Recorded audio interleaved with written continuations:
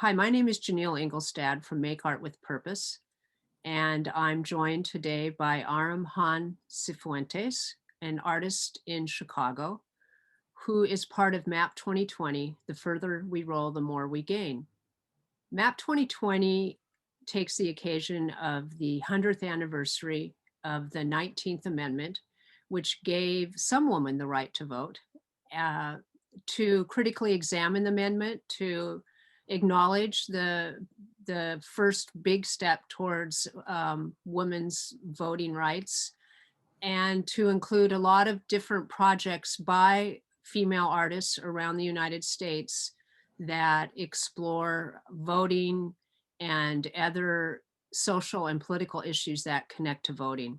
Part of MAP 2020 includes Aram's project Protest Banner Lending Library. This project is on view at the South Dallas Cultural Center. So welcome, Aram. It's nice to see you this morning. And maybe we can begin by just sort of setting the stage for this project, what inspired it um, and how you got going on it.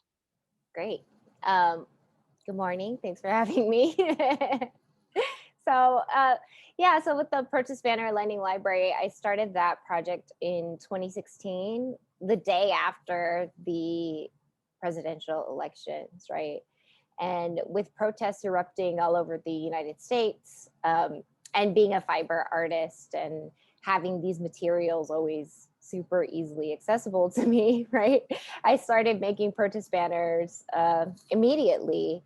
And I wasn't a citizen at the time, and I had a pretty young child at the moment. So, not feeling like I was really able to go out and participate in the protests as I had, I desired, right? And so I was making the purchase banners and having friends and family and neighbors come and make purchase banners with me. And we were sharing, um like, hey, there's a protest coming pretty soon, like tomorrow, who could take these banners out? And just a lot of people, for various reasons, feeling the same, right? That whether they were non-citizens or undocumented or here on a visa, right? Or caretakers, right? Feeling like it wasn't a safe space and it wasn't an accessible space to go. And so I was thinking about that, how even attending a protest, even to voice your concern and in that sort of way is a privilege, right? And so so then we were making all these protest banners, and it was like, wait, then why do we make all of these, right? But I think the need to still be able to participate, was really important, and putting our concerns and voices out there via slogans on these banners. And so I decided to, with that, I was like, well, it's really important for us that these purchase banners that we created get used. And so how do we put them out there in the world when maybe we don't feel safe going out there ourselves? So then that's how I created it into a lending library, so that, people could donate, people can make banners and donate them if they're not able to use them themselves, or if they want other people to use them. And then people who need purchase banners can come and check out these banners. I've started libraries in various cities all over the US, and collectively there's more than 600 banners in all of the libraries. Wow. I just want to pause for a minute to also acknowledge something you said that I think is really important for a lot of people to understand, and that is the privilege of protest. Mhm. I think that's something that people have certainly become more aware of in the last year or two, but that really um, hasn't been acknowledged enough. Mhm. That the feeling of security and in self and in society, that one can actually go out and protest is a privilege. Yes, so you have 600 banners Yeah. at different libraries, and we have 19 or so of those at the South Dallas Cultural Center.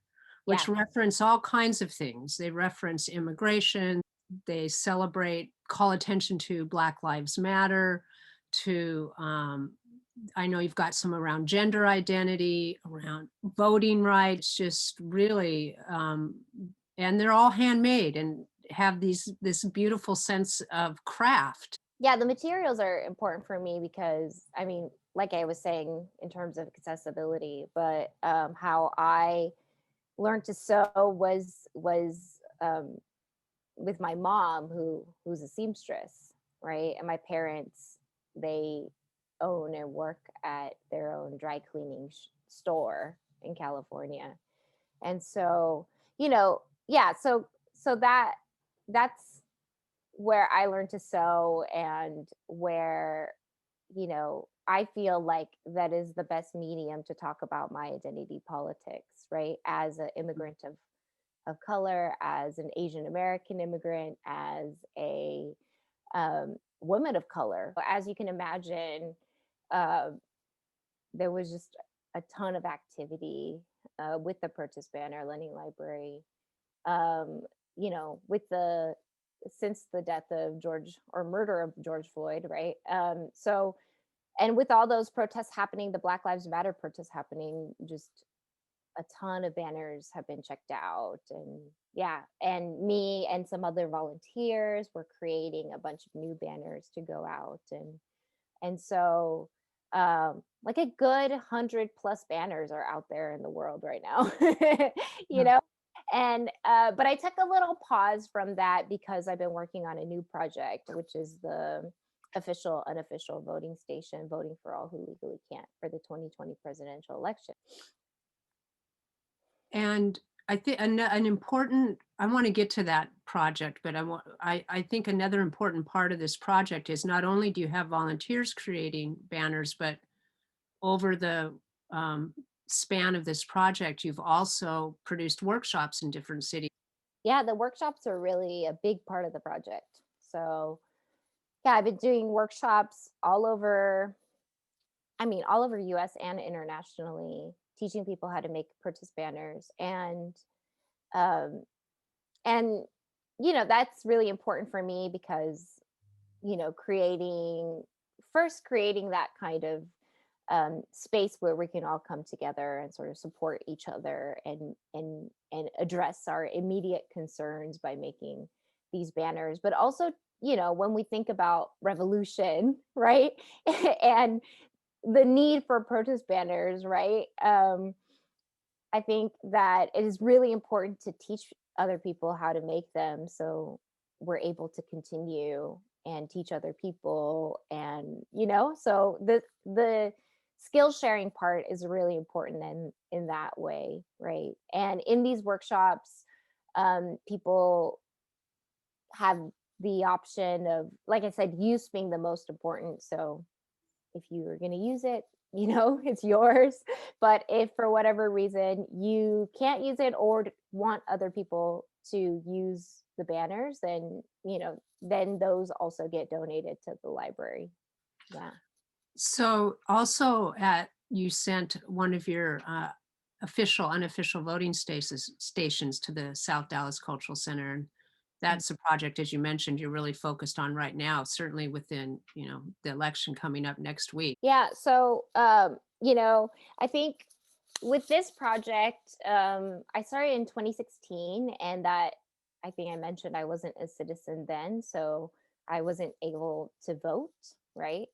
And and so I was questioning who can't legally vote in the United States, and so I was doing research and trying to figure out the categories, but also figure out how large that population is.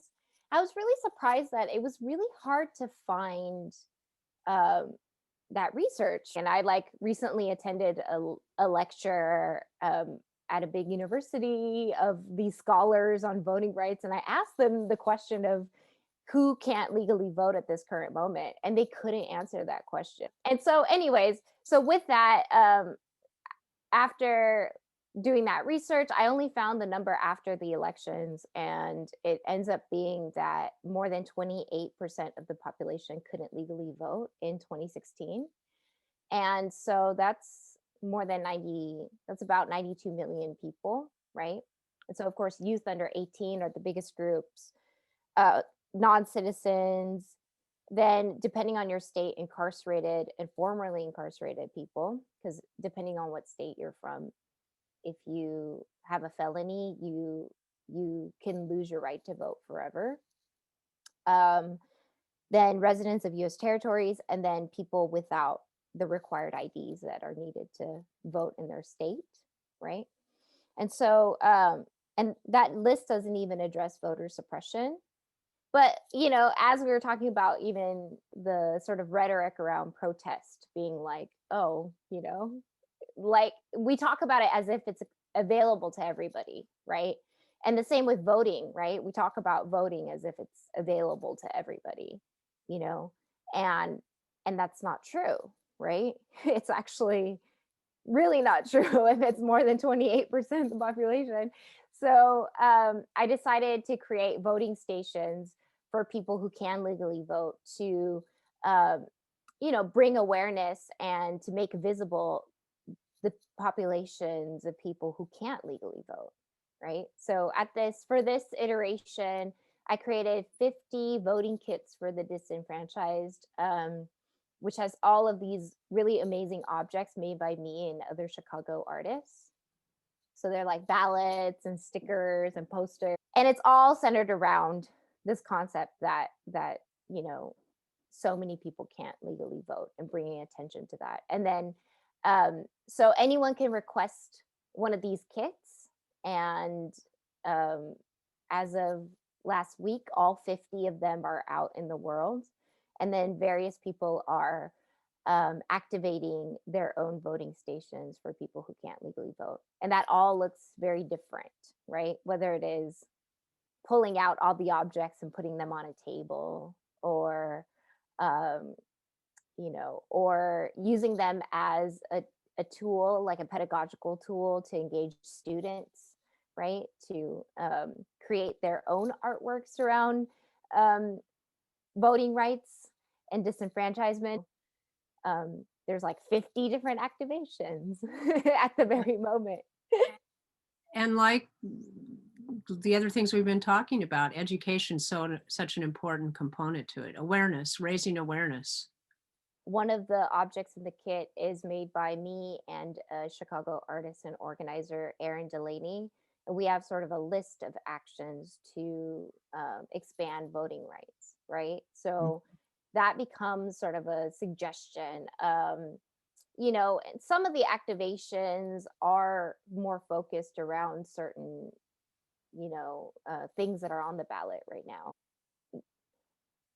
I think about, the impact of this project, and seeing it for myself as I'm taking the voting kits out myself, right? And having people vote. And, you see it in different ways in terms of impact. Like, there's so many people who tell me that, there's quite a few actually who I've encountered who tell me like, oh, I only have a PO box, so I can't register to vote.